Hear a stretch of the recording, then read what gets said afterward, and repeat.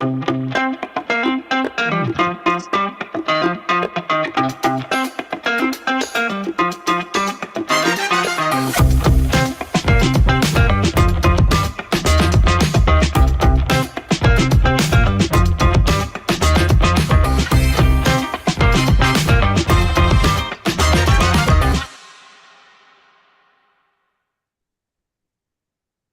morning, good afternoon, good evening, good night, wherever you are and whenever you're gonna watch this webinar that's gonna be recorded, so it's gonna be on YouTube.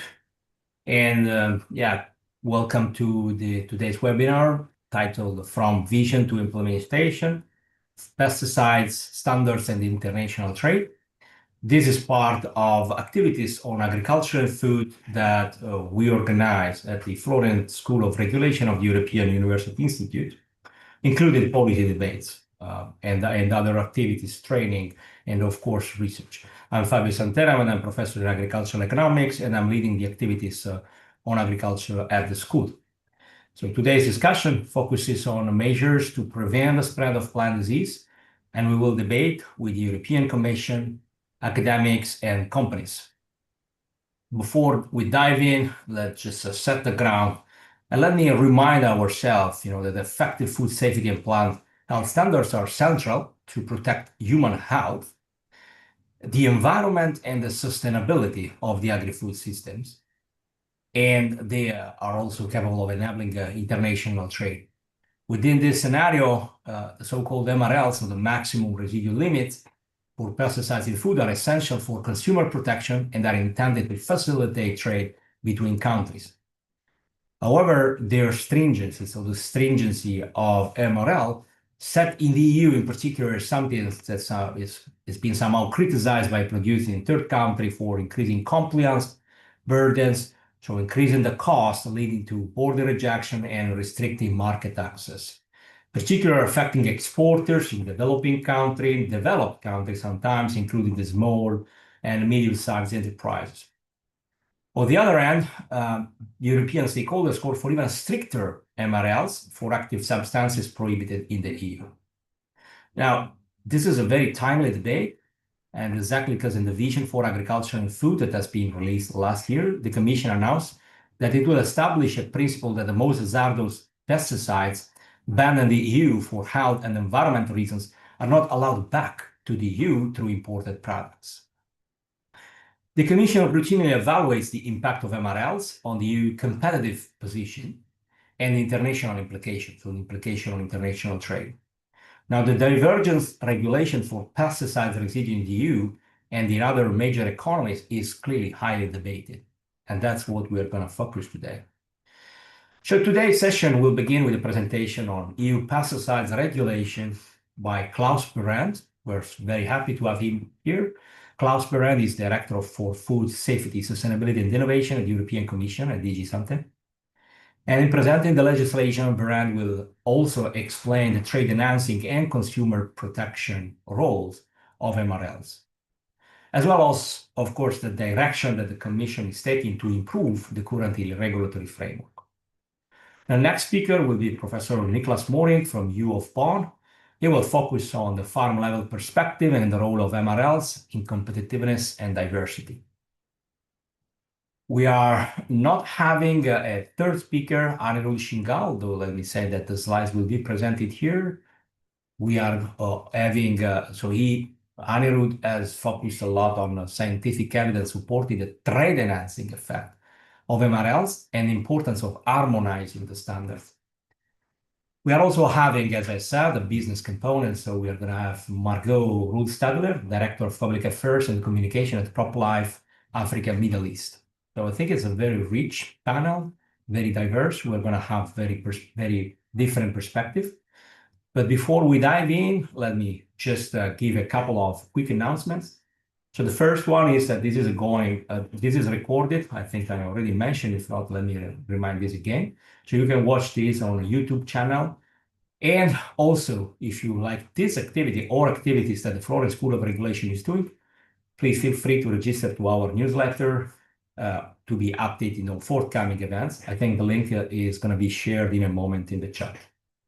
Also, one thing I want to remember ourselves is this: we are going to be we are very proud to offer following a successful first edition, uh, a second edition of the online executive training on the vision for agriculture and food, which will take place on April 20, from April 20 to April 24, and the link will also be shared in the chat. So thank you for joining us today, and it's going to be for me a pleasure to introduce our moderator, Eleanor Cameron. So without taking further time from her, Eleanor, the floor is yours. Thank you very much, Fabio. So I join you in welcoming all of our participants. Thank you all for being here. So I'll be moderating today. Just to introduce myself, I'm an economist at the OECD, and I work on harmonization of standards within the industrial sector. So I'll be very interested to learn more on the agricultural side. A few housekeeping rules before we begin. So as Fabio mentioned, the debate will be framed in two different parts. The first one will be short speeches from our speakers, and then the second half will be debates, so an open debate with some questions that we already have, but we welcome any interventions from participating members. So if you have any questions that come up or that you already have, please use the Q&A or the chat to share them with us, and then we'll be able to answer them during the second part of the webinar. So without further ado, I'll give a brief introduction to our first speaker, so Klaas Berend, who is Director for Food Safety, Sustainability and Innovation in the European Commission's Directorate General for Health and Food Safety, so DG Santé, since March 2022. Before that, he served as head of units in various units in charge of the EU regulations on evaluation, authorization, and restriction of chemicals and biocides. So in different directorates at DG Grow, DG Entra, and DG Env. And Mr. Berend has a PhD in chemistry from the University of Freiburg and was a visiting research assistant at Stanford University. So thank you so much for being with us today, and the floor is now yours for your short presentation on this topic. Thank you. Yeah, thank you, Eleanor, and good afternoon or good morning or good evening, depending on where the participants are, to all of them. And thank you for the invitation to participate at today's event. And I will indeed talk about the EU legislation on maximum residue levels as it stands now, and also the proposals that we've made following the Vision for Agriculture and Food, to which Fabio already referred. Next slide, please. First, I would like to recall that we have a very dense and demanding regulatory framework for pesticides in the EU, and we often say it is among the strictest, if not the strictest, in the world. We regulate the beginning of the life cycle of pesticides, so approval of active substances and authorization of products that farmers then have at their disposal for protecting their crops. We have a directive that looks at the actual use phase by the farmers and contains a number of requirements that they need to respect when they use the authorized products. And then at the end of the life cycle, we have the regulation 396 from 2005 on the maximum residue levels in food and feed. And it's also important to understand that a part of this is really decided at EU level, but a part is also decided at the level of the member states because of differences in agriculture, in climate, in soil, water, environment, and so forth. Next slide, please. So what is an MRL? I mean, all of you will probably know that when pesticides are used, they may leave traces on the food or feed that is harvested. And the amounts that they leave depend on the way in which they are used. And then there's always, of course, a natural variability. So the maximum residue level is the maximum amount that is tolerated in a food and feed when it is placed on the market in the EU. And here you have an easy example that apples that may contain residues of a pesticide called pyriproxyfen And the MRL in our legislation is 0.05 milligram per kilogram. So if a sample is taken and the level found is 0.01, it's fine to market this one. And even 0.05 milligram per kilogram is still fine. But if they are higher than that, for example, if an apple contains 0.2, it cannot be placed on the market. And also to give you an idea, we have maximum residue levels for a huge number of active substances that were used in the past and that are still in use today in the EU. To give you an idea, I think in the past we started with more than 1,000 active substances when real EU legislation on pesticides came into being. And today we have only, in inverted commas, 420 active substances approved. This is, I think, when you look worldwide, a low number. Countries like the US, for example, they have in the order of 2,000 active substances allowed for use in the US. Next slide, please. The way the MRLs are determined is that when companies would like to have a product containing a given active substance authorized for a given use, they have to submit field trials that basically mimic exactly the conditions of use for which they would like to obtain an authorization, the so-called good agricultural practice. They have to do field trials for that, and then indeed determine the levels of residues that are found at the moment of harvest. And of course, there is a variation, as I already said, depending on, you never have a 100% equal spraying pattern anywhere. And we will find, or in these field trials, you will find variations between different, in this case, apples again. And for the OECD has developed a calculator on how to then transform the results of these field trials into an MRL, always taking a bit of a margin in excess of the highest levels that are found, so that the farmers can be really sure that if they follow the instructions for use in the product authorization, their products will respect the MRL. And very often, and I think this is also important to understand, MRLs are set at levels that are significantly lower than what is necessary from a toxicology point of view, because they first of all reflect what are the results from these field trials of the authorized good agricultural practices. But if the results of these field trials lead to levels that would be of toxicological concern, then the MRL cannot be granted, and this particular way of using the pesticide cannot be authorized. Next slide, please. As Fabio said in the introduction, MRLs have the primary target of ensuring consumer health in the EU, but indeed they are also meant to facilitate trade. And the MRLs can be based on the uses that are authorized in one of our member states, according to these, after these field trials that I just mentioned. But they can also be set on the basis of uses in third countries, where similar principles apply for the authorization of products. And then they are referred to as import tolerances. Or they can also come from the work of the Codex Alimentarius, an international standard-setting body where the preparatory work is done by a body that is co-sponsored by the World Health Organization and the Food and Agriculture Organization. And Codex adopts so-called Codex limits. And in the EU, we have implemented over the last years around 50% of the Codex values that are decided. And that is a comparatively very high figure. Even though we are often criticized for being stricter than many others, we have actually implemented the highest percentage figures of Codex values. And when we disagree with a Codex value that is in the making, in the process, we always say why we disagree. Usually it is because our food safety authority has come to a different conclusion in terms of what is toxicologically acceptable. Next slide, please. So as I mentioned, we have MRLs for a large number of active substances and a large number of different food and feed commodities.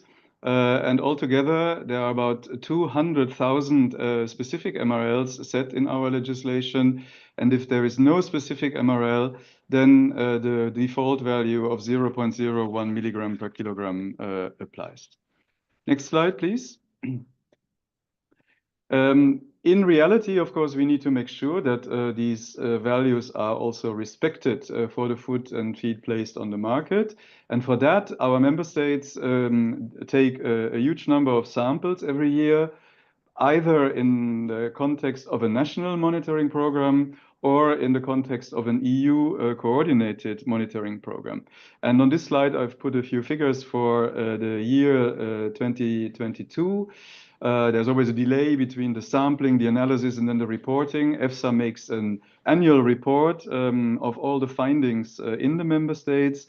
And in the year 2022, we had 110,000 samples taken and analyzed, and almost 60% of those had no quantifiable residues of pesticides. And then another 37% had levels that were detectable and quantifiable and below the MRLs, and only between 2 and 3% of the samples taken were in excess of the MRLs. So overall, we see a very good compliance with MRLs, slightly higher for domestic uses compared to imports, but also for imports, the non-compliance with MRLs is relatively low, between 4 and 6% of the samples taken. And EFSA concludes on the basis of these results that consumers in the EU are well protected. Next slide, please. Now, to the vision for agriculture and food. And here, Fabio already mentioned that the Commission has announced in February 25, when it adopted the vision, that it will establish a principle that the most hazardous pesticides banned in the EU for health and environmental reasons are not allowed back via imports.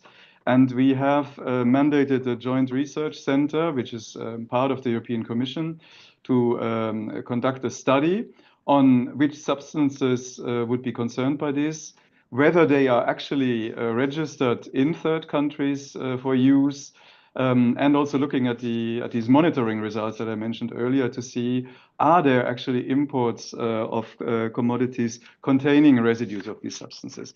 Because very often the debate around this gets very principled. The third countries say, you are too strict and you prevent our exports, whereas the internal stakeholders in the EU say you are not strict enough. You allow imports with residues of substances that are banned in the EU. And we hope that with this study, we will bring a bit of clarity on whether this is actually really so, and if so, for which substances and which commodities. Next slide, please.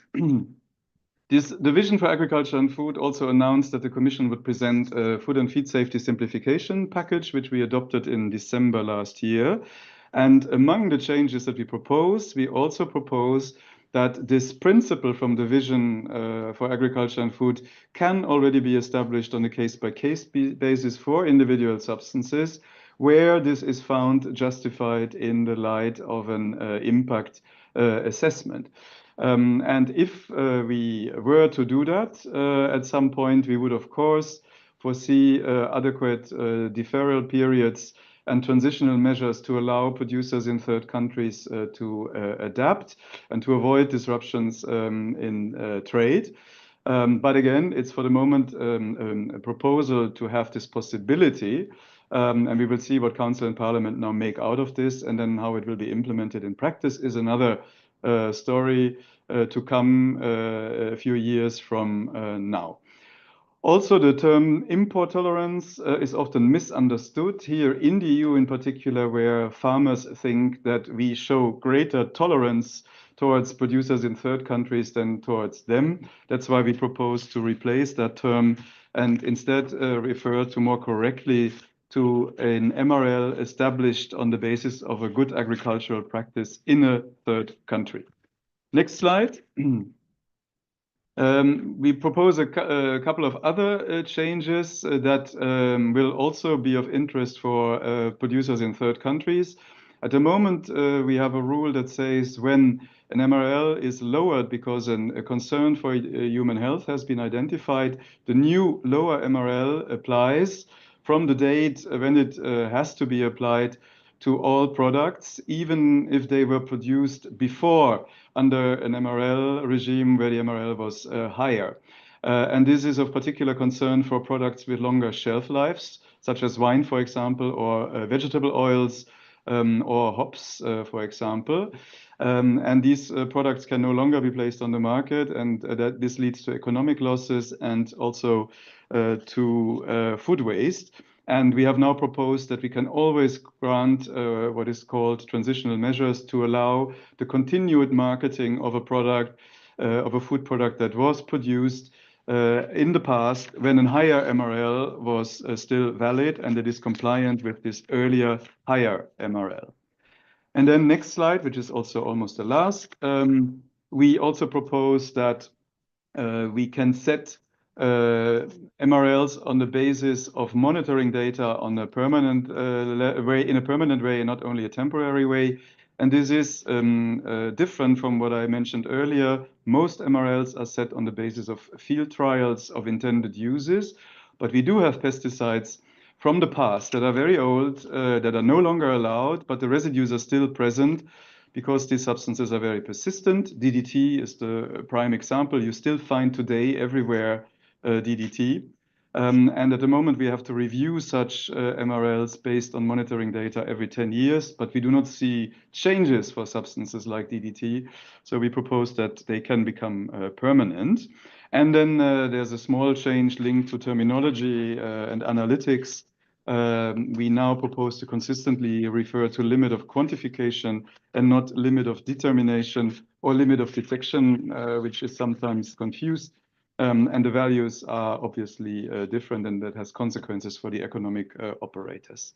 And then on the next slide, you have a list of further web links where you can find more information. In particular, also possibilities to be informed early on when the processes in the EU go on, either to review the approval of an active substance or to lower MRLs, so that particularly those in third countries, you can start prepare for possible changes in the MRL regime early on. And from my perspective, the slides can, of course, be shared and made available to all participants. And with that, last slide, thank you very much for your attention. And of course, I'm happy to answer any questions. Thank you very much. Thanks. Very insightful presentation. Yes, I believe they are going to be shared as usual on our website. So yes, those links are very important. Let me just react very quickly before Eleanor can introduce the other speaker. So you mentioned that MRLs are based on good practice on other countries. So my understanding, our understanding, I think, is that basically EU is kind of trying to export, in some sense, the correct use of pesticides. Is this in some sense the philosophy behind this? No, and that's not correct, Fabio. I explained that it's perfectly possible to set MRLs based on good agricultural practices in third countries. So according to the use as it is authorized in the third country, as long as the value that results from that is safe for European consumers. Okay, thanks. Yeah, this is a crucial point, and thanks for clarifying in a very sharp way. I think this is why we do these webinars. Okay, very good. Thank you. I propose we move to the next presenter. So, Eleanor, please. Absolutely. So let me introduce our next speaker, who is Nicholas Mohing. So he is head of the production economics group at the agricultural faculty of the University of Bonn in Germany. So his work is on human decision-making in agricultural and food systems, taking an interdisciplinary approach. And his research aims to support food value chain actors in the transformation to more sustainable and resilient agricultural and food systems. And he has a special focus on sustainable plant protection. So Nicholas, the floor is yours for your presentation. Thank you. Yeah, thanks a lot. I will share my presentation. And I hope you all see it now. Yes, thank you. Okay, perfect. So what I will take here is a farm level perspective, so on farmer decision-making perspective on maximum residual levels. And I will, later there will be also a perspective on trade, I guess. So that's complementary in a way then. Okay, so as my previous speaker, I just want to introduce the context again. So first of all, plant protection is really central for food production. So if we wouldn't have plant protection in place, then we would probably lose a large share of our crops, around 20 to 40% in major crops worldwide. And given the fact that we have only a limited amount of land to produce our food on for a growing population, that would not be ideal, and that would also endanger reaching our sustainability targets. But on the other hand, this crop protection at the moment is really highly dependent on pesticides. And this is because they work, right? So they are cheap, they are effective, and they are easily applicable for most farmers. But the downside is that those pesticides have been shown to have effects on the environment, but also human health and productivity. And this is why we put policy goals in place on different levels from local to global for pesticide risk reduction for the environment and human health. And we just heard when previous speaker, of course, introduced those different types of policies that are in place in the European Union. Now, the maximum residual levels are one type of policy that should protect consumers from residues on the food. And I think the presentation afterwards will show that those maximum residual levels do have effect on trade. So, for example, trade volume, stability, trade behavior, and the diversity of products traded. So there's quite some evidence on this in the last years, actually. Now, basically, you can imagine somebody in another country has a choice to sell to the European Union or to another country. And if you now introduce certain standards, then this will kind of divert this choice. And that is what's happening with trade. But those types of policies might also have sometimes unintended consequences on production. And evaluating those types of consequences is actually very complex, and there's not so much on this. But I will here try to lay out a bit in which types of situations those consequences could happen and why. So first of all, I want to introduce you again a bit the complex context that we have and why it is not so easy to analyze what are actually those effects. So what's listed here are some of the key factors that are important for plant protection. First of all, you have pesticide policies and regulations in all types of institutions. And those can be market-based policies, for example, like taxes or subsidies. This can be informational measures, and this can be regulations like we have here with the MRL. Then what's of course very important are farmers and consumers. So farmers are the ones making the decisions on plant protection. So it's really important to consider what's actually economic for the farmer. How far does, for example, risk and other behavioral factors influence decision-making? And how far are farmers integrated in certain markets or value chains that actually demand certain standards of them? Then consumer choices and preference play an important role as well.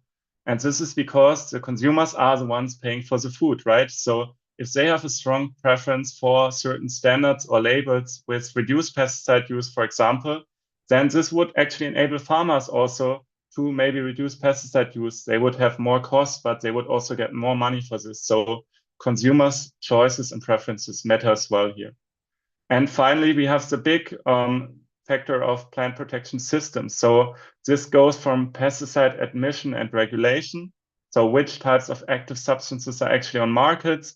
And we've heard from my previous speaker that this has gone down a lot in the European Union to novel types of pest management systems. So agronomic solutions, agroecological solutions to manage pests, to plant breeding strategies, of course. Those are really important. We also have novel technologies in there that might allow us to breed more resistant crops, and to novel technologies also for monitoring, sensing, decision-making, and application of pesticides, for example, precision spraying. So all of these factors are important when we talk about plant protection decisions. Now, why is the farmer decision making then so complex? Because the farmers do not know in advance what will actually happen on the fields. So you can imagine a farmer in the beginning of the season will think about, what do I want to plant? What type of crop rotation do I want?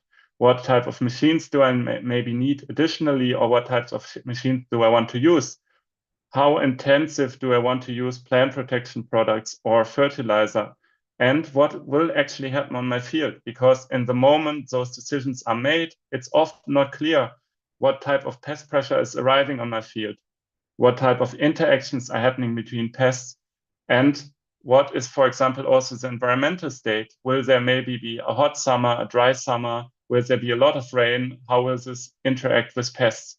And additionally, what are actually my neighbors doing in the landscape? Also, this has a profound effect on pest management. Now, if the farmer manages to make correct decision on most of these things, in the end, he or she will be able to produce some food and also sustain themselves economically, which, of course, as economists, we assume is the primary goal of the farmers. Now, what role could MRLs play in those decision making? So first of all, the MRLs, of course, introduce kind of a level of regulation on pesticides. So you can imagine that this will influence the competitiveness of crops. So for example, you can imagine you have a certain crop and you're using a certain type of pesticides in a certain intensity. Now a change in the MRL comes in place, or a new MRL comes in place, and this might change the way you can do crop protection in this crop. Now, compared to other crops where this change might not actually have a big effect, this might actually change the competitiveness of the crop in comparison. So this might change either the pesticide use in the crop that you have, what we call an intensive margin effect, but this could also change the way crops are competitive when you compare them to each other. So you might actually also have an effect, for example, on the diversity of crops that you're growing. Now, we have heard from our previous speaker that if it's all set correct, then actually those MRLs should not have a strong effect on pesticide use decision making, at least in the European Union, because they are aligning with existing regulations of how to use pesticides. Now, another case could, of course, be in other countries where those regulations do not actually align with the MRLs. And I also want to bring up another case that is not really in the purview of the European Union or Commission, but that is really relevant for farmers in reality. And that is retailers. Now, the retailers basically sell these MRLs that are officially there as their bottom line. And of course, none of them want to go worse than that. But a lot of them are also quite risk averse in terms of food safety, and they want to avoid scandals. So what is happening in reality is that retailers actually often set MRL levels that are substantially lower than those official levels. Now we heard that actually the official levels, they resemble current pesticide regulations. So they shouldn't really affect farmers' pesticide use so much. But now if retailers come in place, and most of farmers, of course, sell their products to retailers, that will actually affect in how far you use pesticides and maybe also the diversity of crops that you're growing. Now, why is this really important? Because first of all, most farmers actually sell to retailers, and additionally, those regulations are different for different retailers. So some retailers may say, let's go 80% of the maximum residual levels. Some retailers may say, let's go 70%, and others may say, for us, you can only have 5 residuals left on your product, no matter which, and so on. So those type of regulations that set from private standards can actually be quite substantial, and they can affect decision-making of farmers in a way here.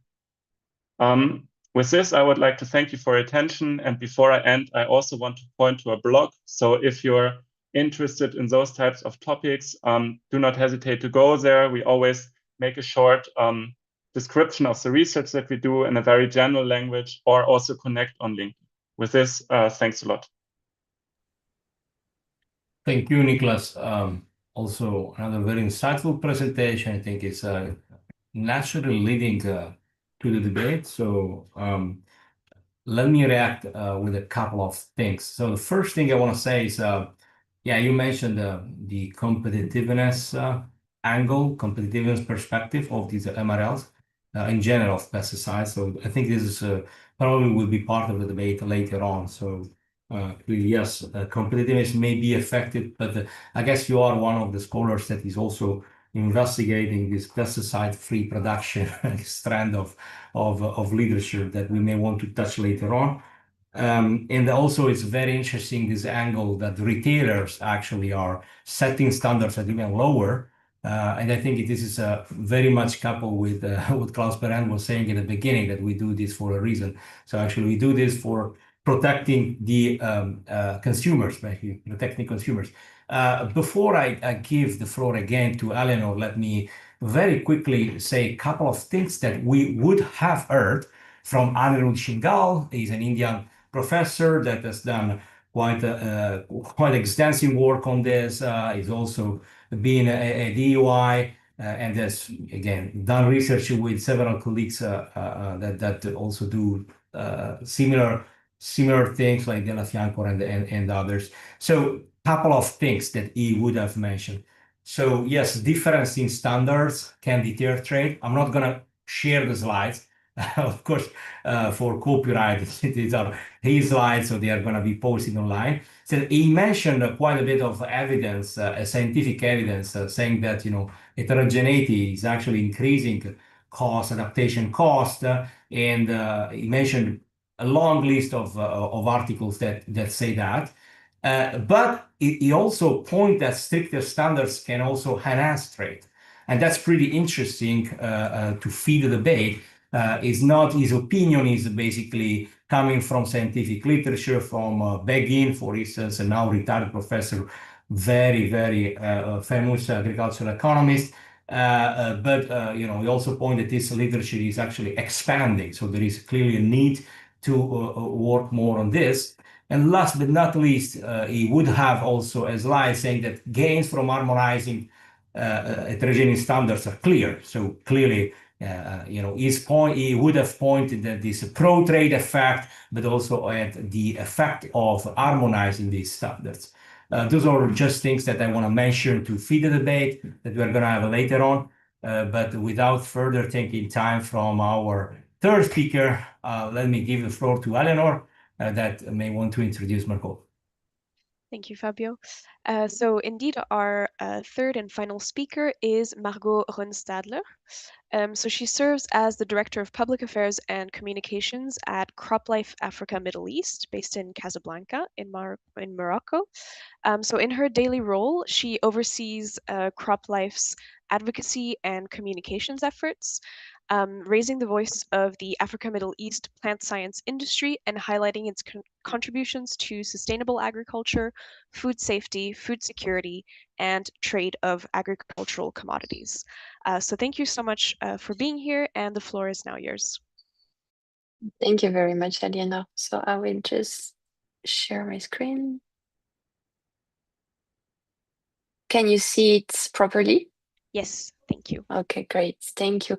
Thank you, and thank you so much for inviting CropLife AME to this discussion, and the presentations from Mr. Klaus and Mr. Niklas were very insightful. So I will be presenting a few slides, and then I'm sorry because I will have to leave in 15 minutes sharp for another commitment. So it will be my colleague Stella Simiou, the CEO of CropLife AME, who will take over in case of any questions. So before maybe starting with my presentation, very briefly, and as Aliena said, I'm from CropLife Africa Middle East, which is the regional association representing the manufacturers of pesticides, biopesticides, biotechnology, and seeds. And we are composed of 10 leading global manufacturers and 23 national associations across the EMEA region.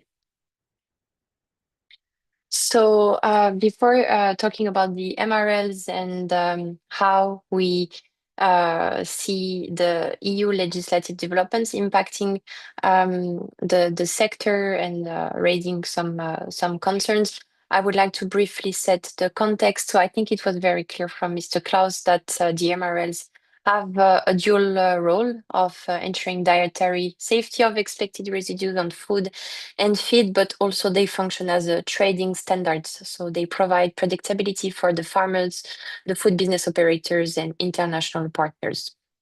I'm sure you are all very familiar with the EU Green Deal, which has been launched, let's say, I think in 2019 by the European Commission. And there has been already some legislations impacting the use of crop protection products and MRLs.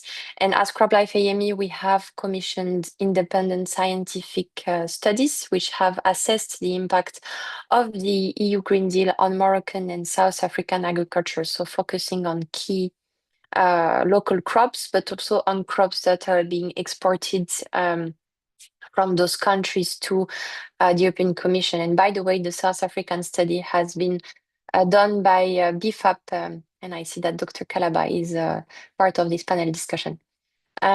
So very briefly, the outcome of the studies was that the EU Green Deal have some notable impacts on key crops from those countries. So we have noticed an increased risk of pest resistance, pressure on crop yields and quality, therefore impacting export competitiveness. And for example, for table grapes, so the study done by BFAP from South Africa has showed a marketable volume decline, reducing exports to the EU by 13%. I will share the presentation will be shared, and we have a link to the study at the end of the presentation.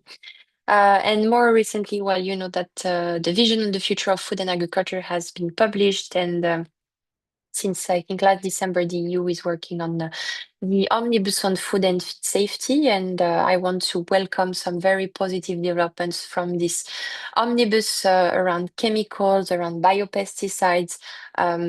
We understand that some regulatory prioritization will be given to biopesticides, which is very welcome, and there is also a willingness of the EU to assess the impact of its legislation and to consult even more with third countries, which is also very welcome. However, we do have some concerns around MRLs, as the proposal incorporates the reciprocity clause directly into the process of setting MRLs. I just wanted also to note that over the past 6 years, no new conventional active ingredients have been approved, while the toolbox of solutions of farmers has been reduced by more than 80 substances, including biopesticide. So again, the omnibus ambition of simplifying the regulatory framework, of boosting innovation and competitivity are also welcome. However, we are a bit concerned with the fact that this will be done to the detriment of third countries' farmers. So in this case, Africa, Middle East exporters exporting towards the EU.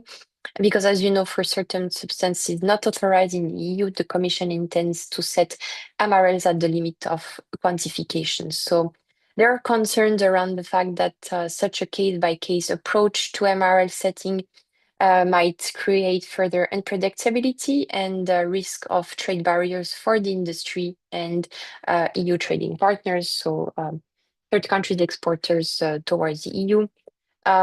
We are also concerned about the fact that this would shift the EU toward the hazard-based default for imports and shifting away from risk-based approach, which is underpinned by international standards and WTO principles. So we expect this will have a direct impact on the ability of farmers to access EU markets, creating regulatory uncertainty for exporters.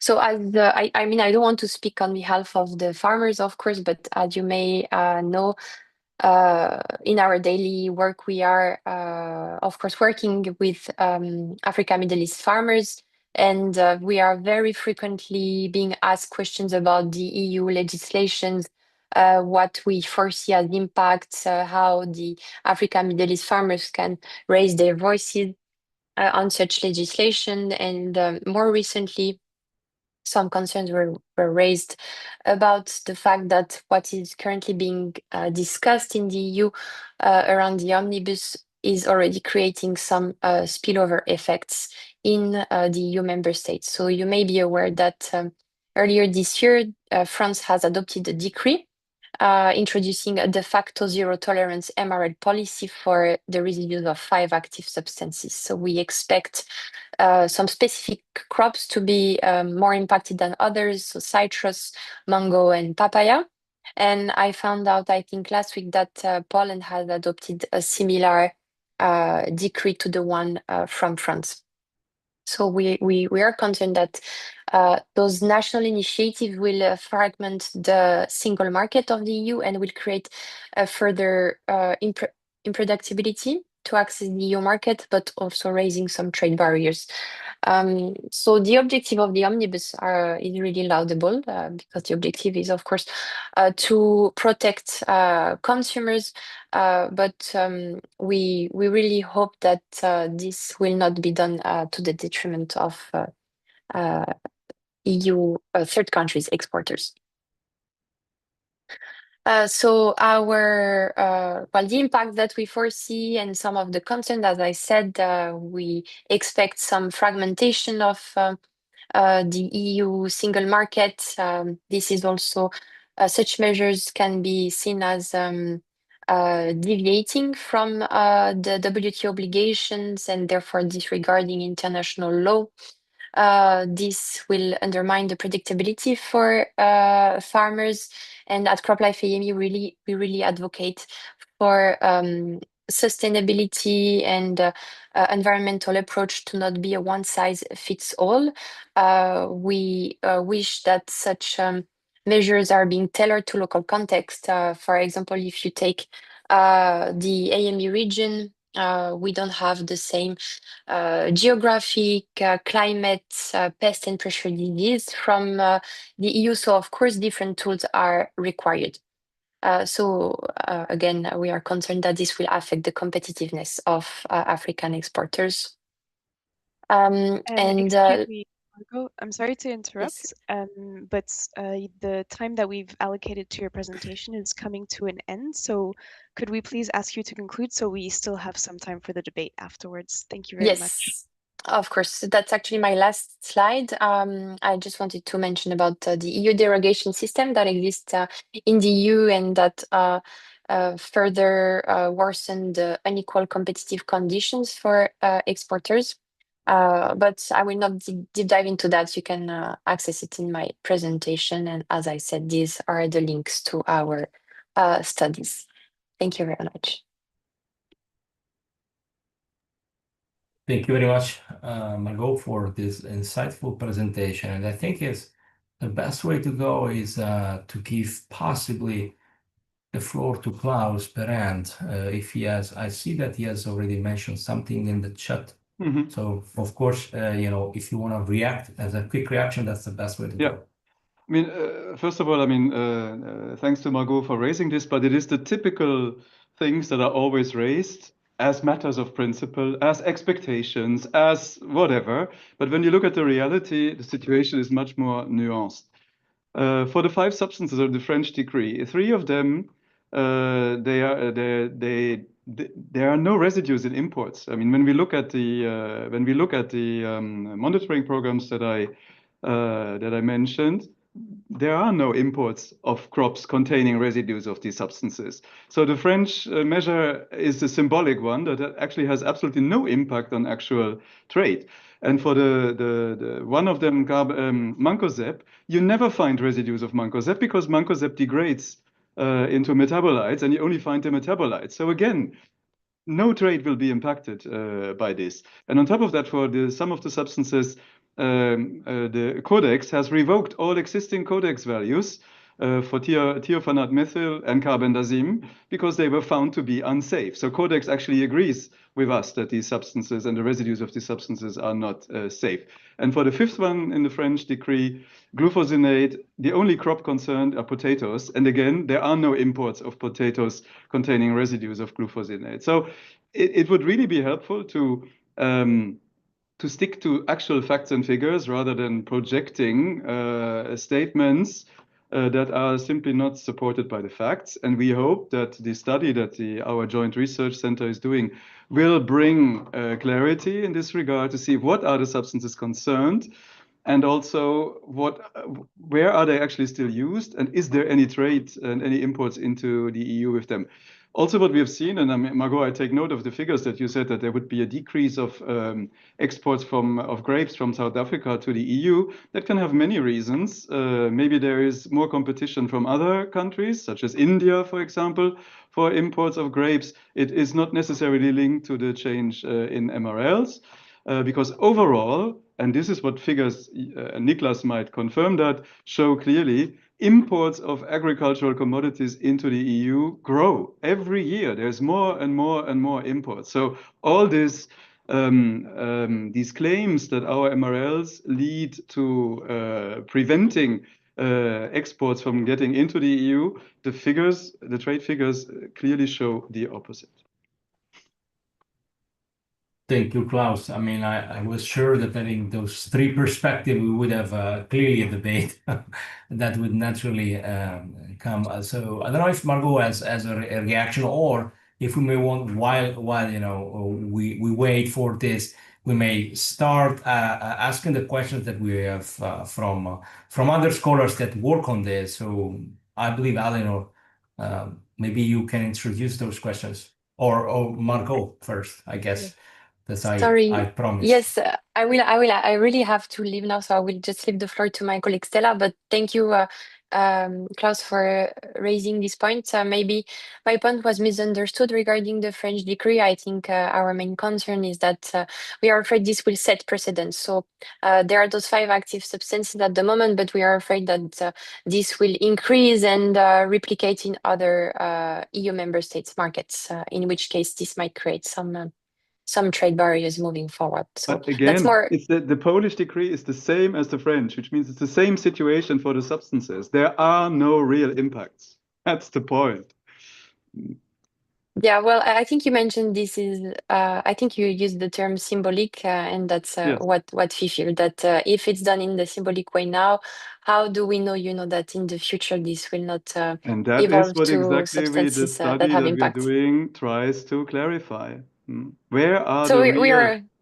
what are the real substances and the real commodities where there would be significant impacts? And also for the Vision for Agriculture and Food, I mean, the slide that you showed with the emergency authorizations, it's not the same. The Vision for Agriculture and Food refers to the most hazardous substances. These are substances that are carcinogenic, mutagenic, toxic to reproduction, endocrine disruptors, persistent, bioaccumulating, and toxic, very persistent, very bioaccumulating. I don't think anybody can really justify that these substances would only be a concern in the EU and not a concern in third countries either. Yeah, so we actually look forward to the GRC study, and about the derogations, I think my main point is that sometimes it's not clear why some substances are being banned or withdrawn from the market, but then EU farmers are because allowed of to authorize emergency them. situations, as the name says. There is a pest pressure that cannot be contained in any other way.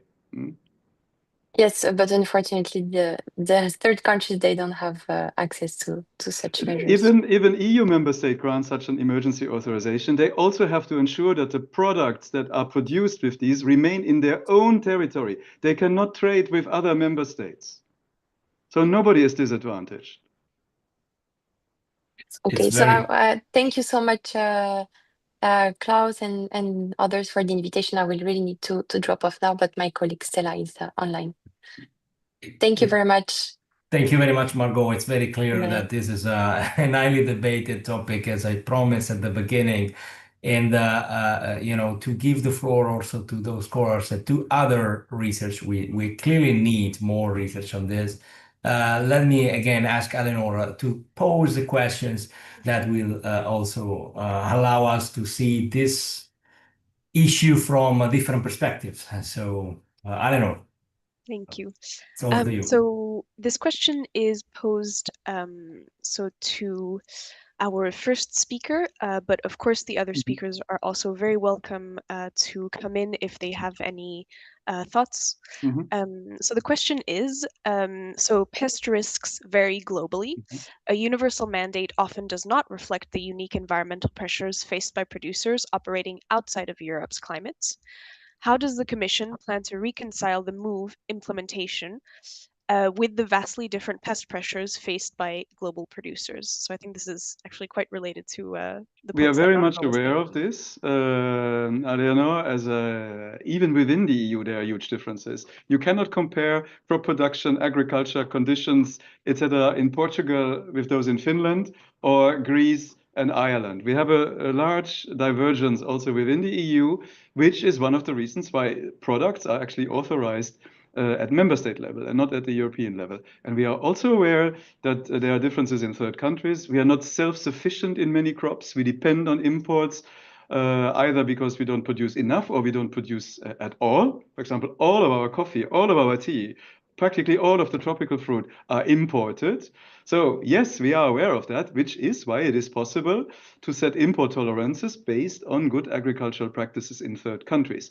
And the only thing that the vision announces in this respect is that for the most hazardous ones that have intrinsic properties that are really absolutely horrible, if I can use that word, there we want to now have a further look.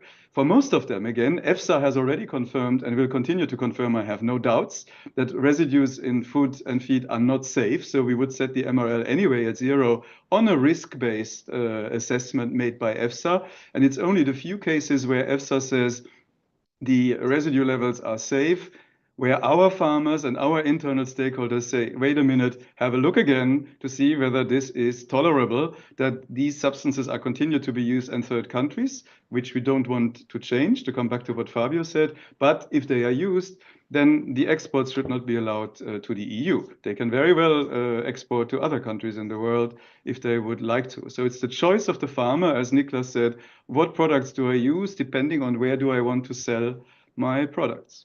And by the way, our MRLs are not always the most stringent. And I think, Fabio, when you brought the statements from the gentleman from India, who can unfortunately not be with us today, there are, for certain active substances in certain crops, the acceptable residue limits in other countries are actually lower than the ones in the EU. For example, in Japan or in Korea or elsewhere. So we are not always the lowest also.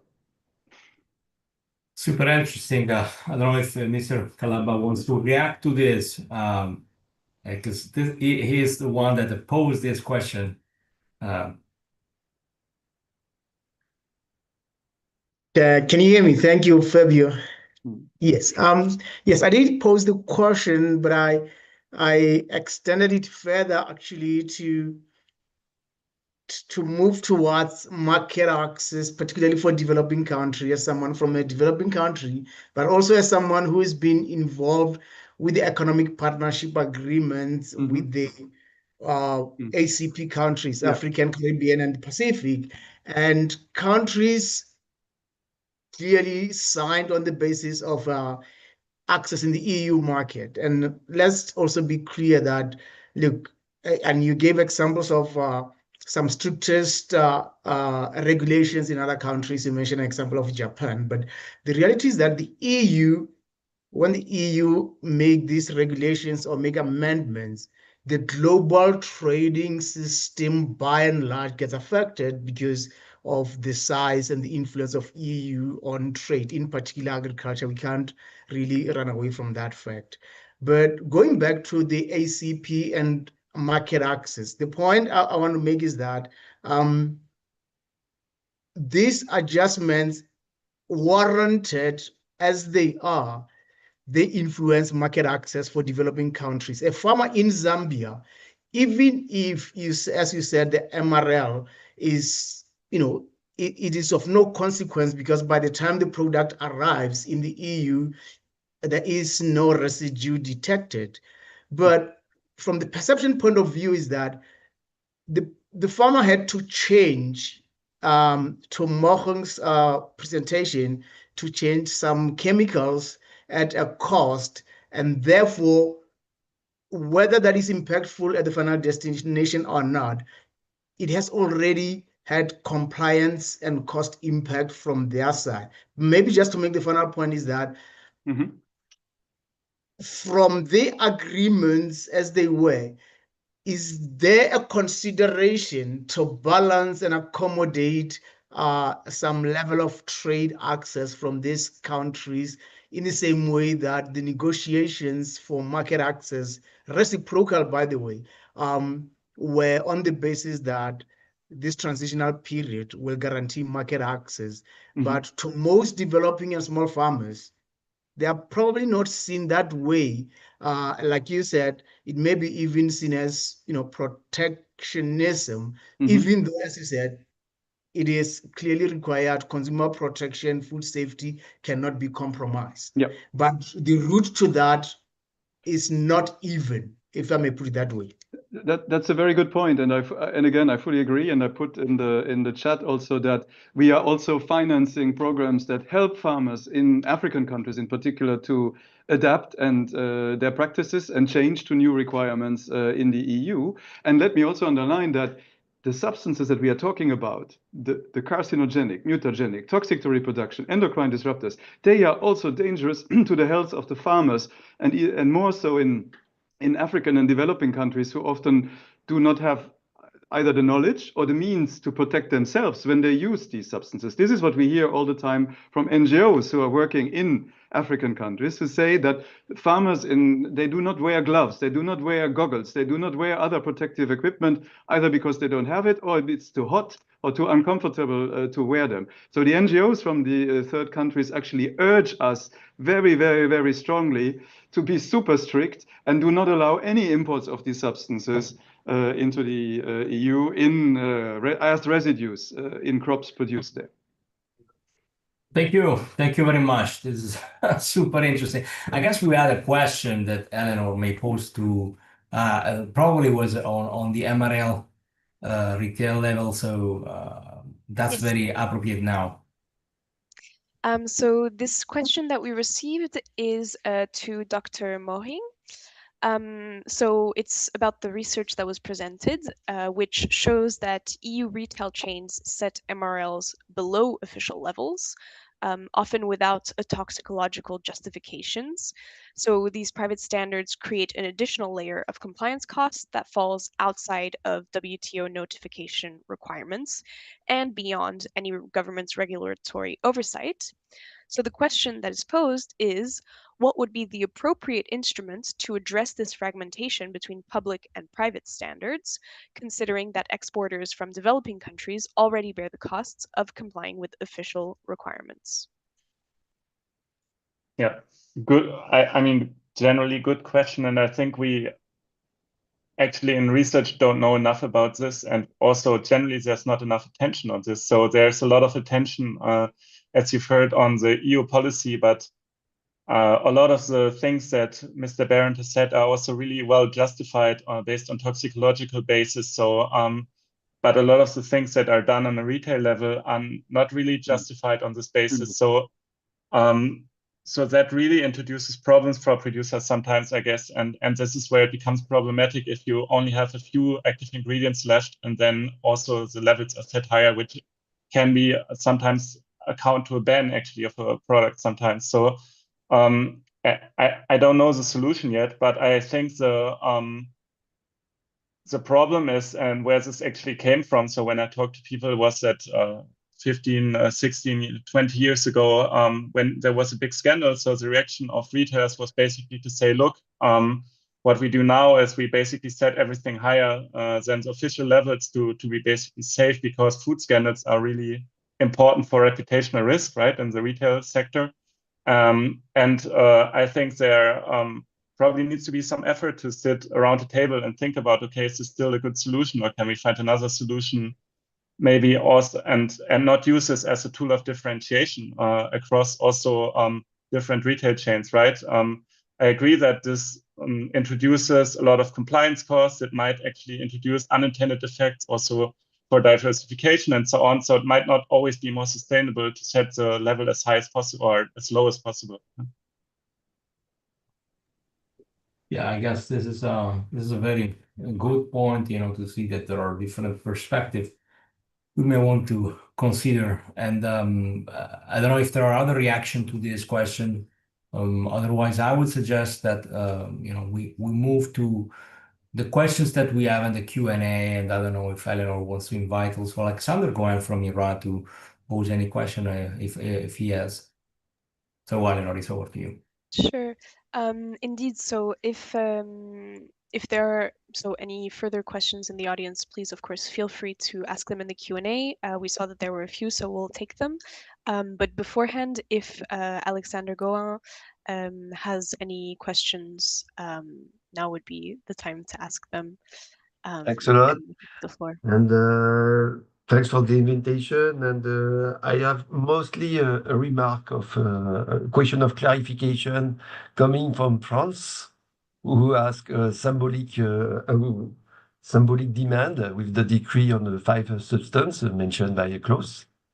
In fact, my view is that they ask that in order to be able to use more substance than today, because we mostly discuss about the residue on foods, but we don't discuss a lot about the impacts on the environmental aspect.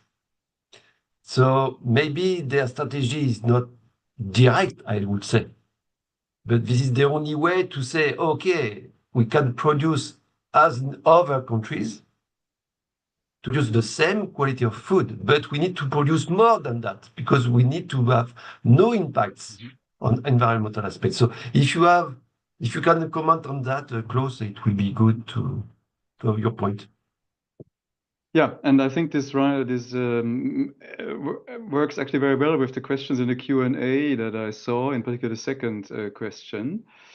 All in all, this issue is also subject to a UN convention, and it hasn't been mentioned yet today. It's the Rotterdam Convention on Prior Informed Consent, which explicitly says it is the prerogative of every country to decide for itself which pesticides it allows and which ones it doesn't allow on its territory.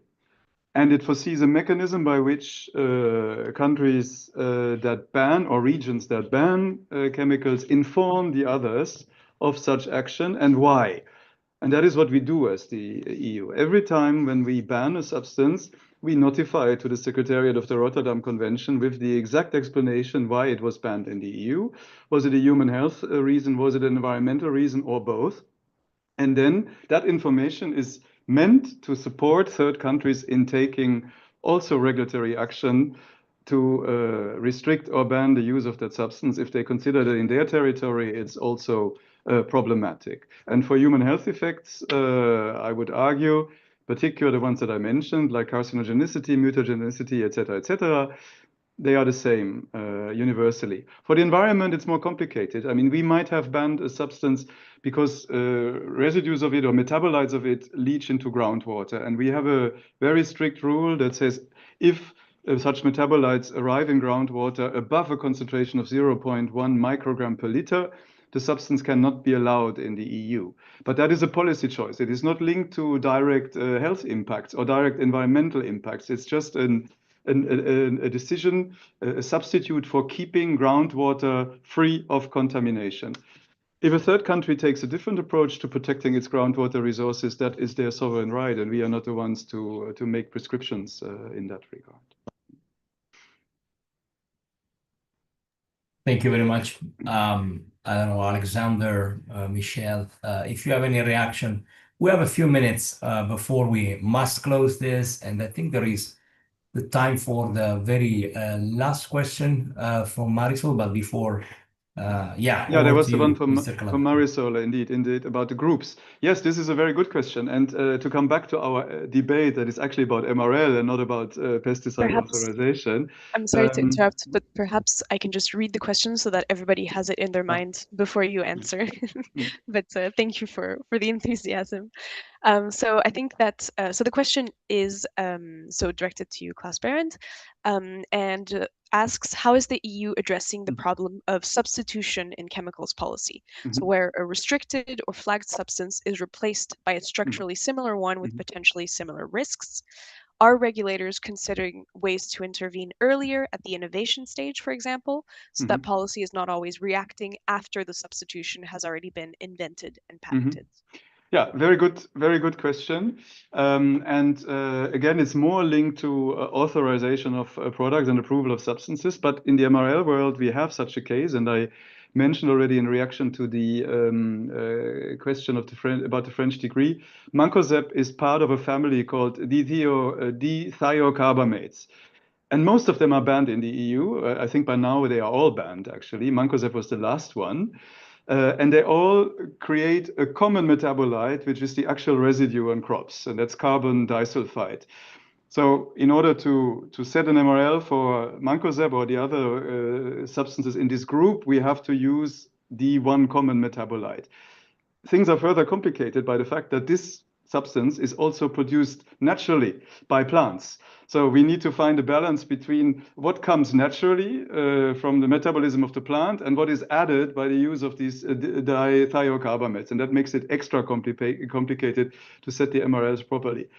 But to come back to the question of Marisol, yes, the pyrethroids are such a family, the organophosphates, or the triazole fungicides, where indeed they are brought to the market at different points in time, and approvals and authorizations are usually given for individual substances, and then they are reviewed after a certain number of years, but not necessarily all for one family at the same time. And this can lead to what you described correctly as the unwanted substitution. And in our proposal for the Food and Feed Simplification Omnibus, which I didn't comment on because it's not linked to MRLs, we have now actually proposed changes to this so that we go away from a time-driven review of individual substances to a system where we would select substances in small work programs and can also focus on particular elements, not the entire safety assessment. And that would allow us, for example, to review all triazole substances at the same time, focusing on the same issues, or all remaining pyrethroids, because again, most of them are already banned in the EU. So we propose a system that is more appropriate to look into this family concept and allow review of substances of the same family at the same time, rather than having everything just driven by time individually. Super, super good. Thank you, Klaus, for I echo what Eleanor said for the enthusiasm and all the explanation you're giving from your point of view. Mr. Kalaba, I think he had the hand raised before. We're very close to an end, but if you want to react, please. Yes, I have quickly put it in the chat for people to just in case I didn't get a chance. Should I still say it, or is it okay this way? But the quick question was, Klaus' presentation, he did indicate that there's diversity within EU members. And my question to that is that then on the basis of that, how is the EU standard set? Is it based on the strictest one? And then obviously there are subsequent questions, but I'll leave it there. Yeah, I mean, first of all, the MRL is indeed the same everywhere in the EU, because otherwise we would have a problem with the free movement of food and feed between the member states. And let's take an example. Substance X was used first or authorized first in Spain on,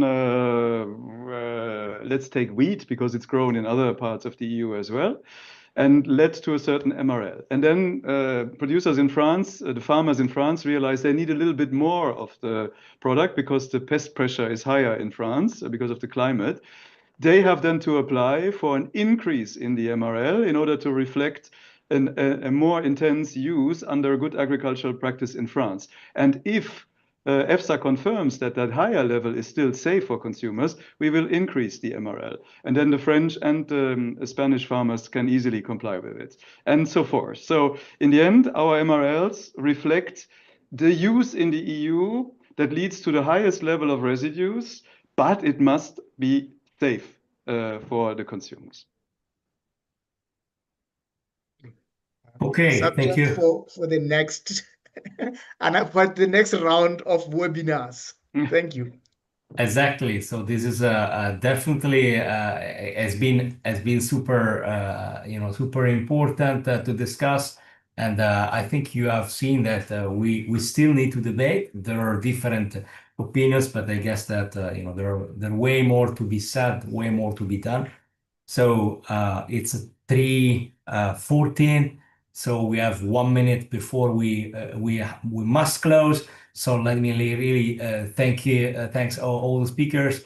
Director Klaus Perrin, thank you very much. Professor Nicholas Mooring, Margot that just left, but we thank her as well for a very insightful presentation. Alexander Matulu, Michelle, and Alienor for the terrific moderation. Let me remind you again that yes, we will do more of this, but not only on agriculture, so please sign on the newsletter of the FSR. And last thing again, let me remind you that we actually do organize this in a more structured way. So the executive training for the second edition will be in April from 20 to 24. So if you are interested in more, just stay tuned and follow the Florida School of